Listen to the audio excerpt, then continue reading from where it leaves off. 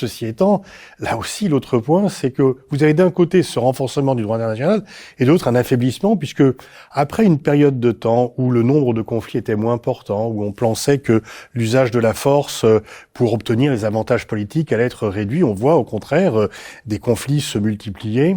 Et effectivement, vous avez de plus en plus de dirigeants, Vladimir Poutine, Benjamin Netanyahou, Donald Trump, c'est un peu différent, lui ne veut pas utiliser la force militaire, mais la force de l'économie, mais qui pensent qu'ils peuvent imposer aux autres leurs décisions et que l'autre n'existe pas. En fait, qu'ils peuvent se passer de la vie des autres et être dans un monde qui est à la fois globalisé, donc où on devrait plus faire attention aux uns aux autres, parce que la planète s'est diablement rétrécie, mais en même temps où on peut ne pas tenir compte de l'environnement pour prendre une décision. C'est extrêmement dangereux. Les Chinois, d'ailleurs, défendent également leurs intérêts. Donc, ce qui est clair, c'est qu'il y a un très fort recul du multilatéralisme. Ça peut être par la voie armée dans le cas de la Russie, dans le cas d'Israël. Ça peut être par la contrainte économique dans le cas de Trump, qui n'est pas interventionniste d'un point de vue militaire.